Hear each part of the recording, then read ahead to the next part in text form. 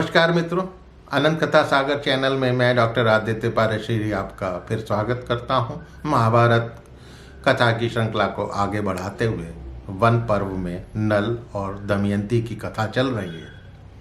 तो पिछले एपिसोड में मैंने आपसे बताया था कि दमयंती वन में भटकती फिर रही है क्योंकि नल से अलग हो चुकी थी और भटकते भटकते व्यापारी दल के साथ सुबाहु नगर में पहुंची और राजमाता ने उसको अपनी पुत्री सुनंदा की सखी के रूप में अपने पास ही रख लिया। अब दोनों राजा रानी अलग तो हो ही चुके थे, उधर नल का क्या हो रहा था, उधर भी दृष्टि डाली है। तो उधर जब राजा नल अपनी पत्नी दमयंती को छोड़कर वन में विचरण कर रहे थे तो उन्होंने एक घने जल में दावानल यानी जंगल में लगी आग को देखा। भयंकर आग लग चुकी थी तो उनको किसी प्राणी का आर्तनाद यानी चीख चिल्लाहट सुनाई दी और वो कह रहा था, महाराज मुझे बचाइए, महाराज मुझे बचाइए। तो ये सुनकर नल बोले कि डरो मत। ये कहकर वो उस आग के अंदर घुस गए थे। आग के घेरे के बाहर से तो कुछ नहीं सुनाई दे रहा था, लेकिन अंदर से आवाज़ आ रही थी। तो वो आग के घेरे के अंदर वो कूद गए। वहाँ पर देखा तो एक बड़ा सा नाग अजगर वो कुंडलाकार होकर पड़ा हुआ सो रहा है। तो वो नाग मानवीय रूप में आ गया और हाथ जोड़कर नल से बोला कि आप मुझे करकोटक नाग समझें। एक बार ब्रह्म ऋषि नारद मुनि यहाँ पर आए थे तो वो मेरे द्वारा ठगे गए। तो उन्होंने मुझे क्रोध में आकर श्राप दे दिया कि तुम वृक्ष की भांति एक ही जगह पर पड़े रहो, और जब कभी राजा नल आकर तुम्हें यहाँ से कहीं अन्यत्र ले जाएंगे तभी तुम्हें मेरे श्राप से छुटकारा मिलेगा। तब से मैं अपनी जगह से हिलडुल नहीं सकता, चाहकर भी कहीं जा नहीं सकता। तो महाराज कृपया आप मुझे बचाने का कष्ट करें।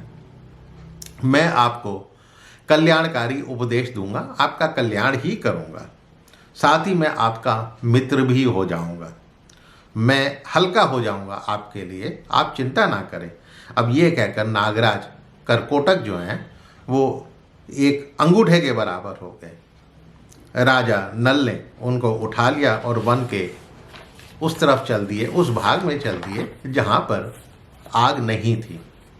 नल ने उसे जब छोड़ने का विचार किया तो वो नाग बोला, आप अपने कदम गिनने प्रारंभ करें।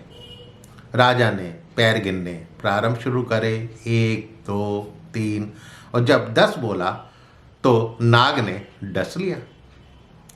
डसते ही उनका पहला रूप जो है, नल का पहला रूप श्याम वर्ण हो गया।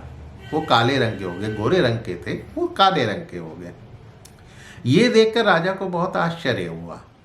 उन्होंने अपने पूर्व रूप को धारण करके खड़े हुए करकोटक नाग को देखा।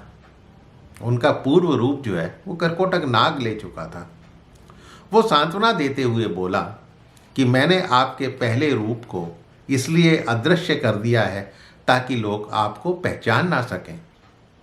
महाराज नल, जिस कलियुग कपट से आपका महान दुख का सामना करना पड़ा है, जिस कलियुग के कपट के कारण आपको इस महान दुख का सामना करना पड़ रहा है, वो मेरे विष से दग्ध होकर आपके भीतर बड़े कष्ट से निवास करेगा। कलियुग के जब सब अंग मेरे विष से पीड़ित हो चुके होंगे, जब तक वो आपको छोड़ नहीं देगा, वो आपके शरीर के अंदर कष्ट से ही निवास करेगा। मेरे प्रभाव से आपको जंतुओं, शत्रुओं तथा वेद वेत्ताओं के शाप आदि से कभी भय नहीं लगेगा। आपको विषजनित पीड़ा कभी नहीं होगी।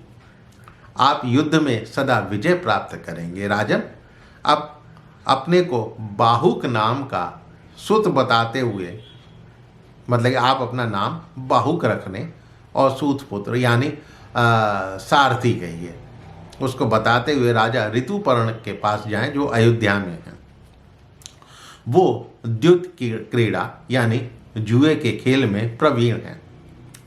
वो आपसे अश्व विद्या का रहस्य सीखकर द्युत विद्या का रहस्य बताएंगे और आपके मित्र भी बन जाएंगे। मैं ये सच कहता हूँ कि आप एक साथ ही अपनी पत्नी, दोनों संतानों तथा राज्य को प्राप्त कर सकेंगे। अतः आप चिंता ना करें। जब आप अपने पहले रूप को देखना चाहें तब आप मेरा स्मरण करें और इस कपड़े को ओढ़ लें, आप अपना रूप देख पाएंगे। ये ऐसा कहकर नागराज ने उन्हें 2 दिव्य वस्त्र प्रदान किए और उसके बाद वो अंतर्ध्यान हो गए। नल ने उन दोनों वस्त्रों को संभाल कर रख लिया। अब नल का जो है एक तरह से अज्ञातवास शुरू हो जाता है, क्योंकि कोई उनको पहचानता तो है ही नहीं। तो आगे क्या होता है अगले एपिसोड में सुनिएगा। मित्रों, मेरे चैनल को सब्सक्राइब करना मत भूलिएगा। कथाएं पसंद आ रही होंगी और अपने इष्ट मित्रों से, आगे आने वाली जनरेशन से इसको शेयर अवश्य कीजिएगा। मिलता हूँ कथा को आगे बढ़ाते हुए अगले एपिसोड में। तब तक के लिए नमस्कार।